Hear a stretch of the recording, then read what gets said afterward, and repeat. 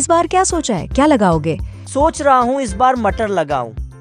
पर 2 साल पहले जब मटर लगाई थी तब पता है ना क्या हुआ था? हाँ याद है, आधी मटर खराब हो गई थी, लेकिन तब तो उसमें कीड़ा लग गया था ना। इस बार मैं ध्यान रखूंगा। ठीक है, और फिर करोगी क्या इतनी सारी मटर का? मटर पुलाव बनाएंगे और भरपेट क्या जी भर खाएंगे, और क्या। चिंटू चिढ़ा की बात सुनकर उसकी पत्नी राणो चिड़िया भी हंसती। सर्दी का मौसम आने वाला था, तो इस बार चिंटू चिड़ा ने तय किया कि वो अपने खेतों में मटर लगाएगा। उसने बड़ी मेहनत से खेत को तैयार किया और मटर के बीज भी बो दिए। कुछ दिनों बाद पहले पौधे आए और फिर उन पर हरी हरी मटर लगनी भी शुरू हो गई। हर गुजरते दिन के साथ अपनी भरी पूरी फसल को देखकर चिंटू फूला नहीं समा रहा था। राणो चलो जरा, तुम्हें कुछ दिखाना है। पर अभी बहुत काम है। अरे ये काम तो होते रहेंगे, तुम चलो मेरे साथ। इतना कहकर चिंटू चिड़ा ने राणो बुलाया और उसे लेकर सीधा अपने खेत पहुंचा। खेत देखकर राणो चिड़िया के चेहरे पर भी मुस्कान आ गई। पूरा खेत हरी भरी मटरों से भरा हुआ था। ऊपर वाले की कृपा से बहुत बढ़िया फसल हुई है। इस बार तुम देखना राणो, इस बार खूब अच्छे पैसे मिलेंगे इन मटरों के। मैंने सोच लिया है, पैसे आते ही सबसे पहले घर की छत सुधरवाऊंगा। और कोई खर्चा है क्या? हाँ है ना, एक बढ़िया सी साड़ी भी दिला देना मुझे। हाँ ले लेना। एक नहीं, तुम 2 साड़ियाँ ले लेना इस बार तो। अब खुश? हाँ जी, बहुत खुश। मटर की बढ़िया फसल देखकर दोनों पति पत्नी सपने संजोने लगे। दूसरी तरफ पूरे जंगल में भी ये खबर फैल चुकी थी कि इस बार चिंटू चिड़ा की फसल बहुत बढ़िया हुई है। और फिर एक दिन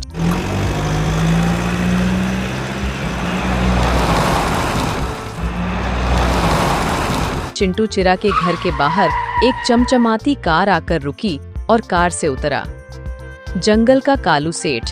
अरे कालू सेठ, नमस्ते। नमस्ते नमस्ते नमस्ते भाई, कैसे हो?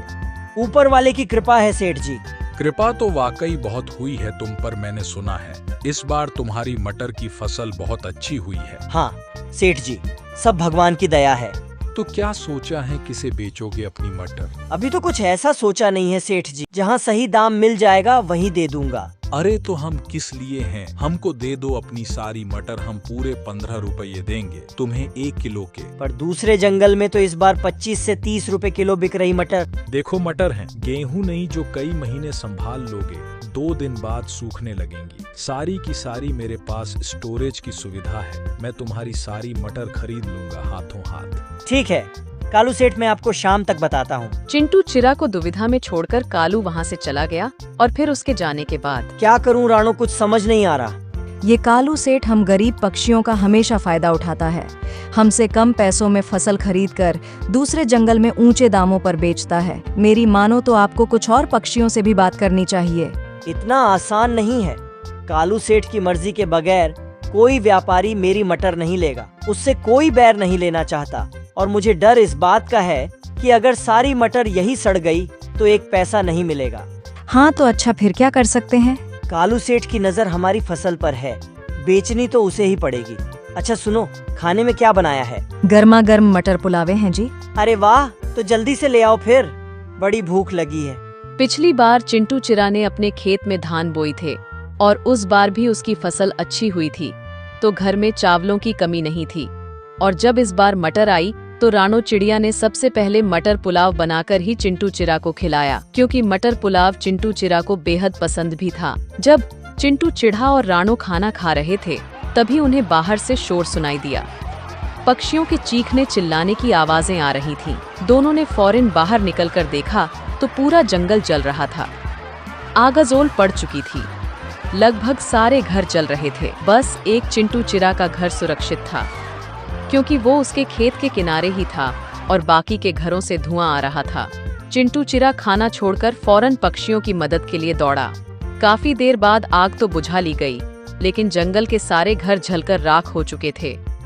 सारा सामान, सारा राशन, सब कुछ राख बन चुका था। हिम्मत रखिए आप सब, हम सब मिलकर कुछ न कुछ जरूर कर लेंगे।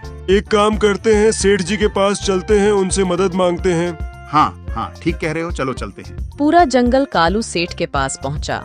जंगल के पक्षियों ने सेठ से अपनी परेशानी बताई तो सेठ ने उन सबको धुंधकार दिया। चलो अब क्या बस यही काम रह गया है?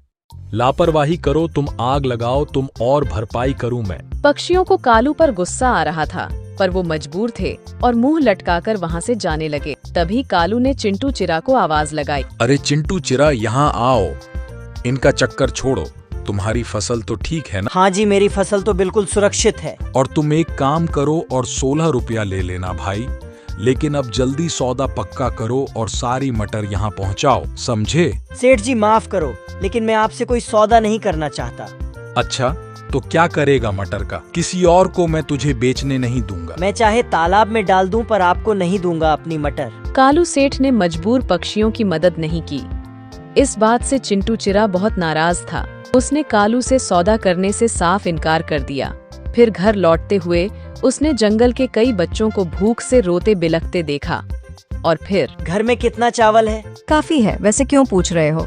हमारे पास मटर की कोई कमी नहीं है। तुम एक काम करो, मैं कुछ पक्षी को साथ लेकर एक बड़ा चूल्हा बनाता हूँ और तुम जंगल की पक्षियों के साथ मटर पुलाव बनाने की तैयारी करो सबके लिए। जब तक मेरे घर में मटर और चावल का एक भी दाना है, मेरे जंगल का कोई बच्चा भूख से नहीं रोएगा। लेकिन फिर हम लोग अपने बारे में बाद में सोचेंगे, फिलहाल जंगल के बारे में सोचना है। राणो चिड़िया ने इसके बाद कुछ नहीं कहा और खाना बनाने की तैयारी शुरू कर दी। अगले कुछ दिनों तक राणो की रसोई में ढेर सारा मटर पुलाव पकता रहा और जंगल के पक्षियों की भूख मिटाता रहा। पूरा जंगल चिंटू चिरा और राणो चिड़िया को दुआएं दे रहा था। लेकिन फिर धीरे धीरे चिंटू चिरा के घर चावल और मटर खत्म होने लगे और चिंटू चिरा और राणो सोच में पड़ने लगे। तभी एक दोपहर को कुछ ऐसा हुआ जिसकी उम्मीद किसी को नहीं थी।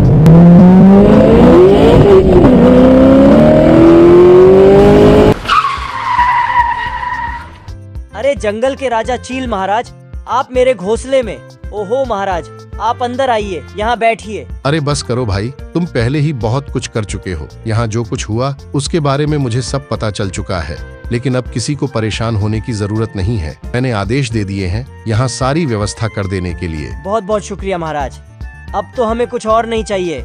हमें चाहिए उम्मीदवार जो सच्चे दिल से जंगल की सेवा करें। यहाँ के कालू सेठ की सारी पोल खुल चुकी है और मैं जंगल का राजा तुम्हें बनाता हूँ ताकि यहाँ सही मायने में विकास हो सके। चील महाराज की बात सुनते ही जंगल के सारे जंगल के पक्षियों जय के नारे लगाने लगे। राजा चील महाराज भी समझ चुके थे कि अब चिंटू को राजा बनने से कोई नहीं रोक सकता, क्योंकि जंगल की जनता चिंटू के साथ थी। चिंटू ने भी हाँ कर दी और फिर चील महाराज के जाने के बाद सुनिए ना, जब आप जंगल के राजा बन जाएंगे तब तो मेरे लिए साड़ी ला देंगे ना? हाँ हाँ, इस बार पक्का ला दूंगा।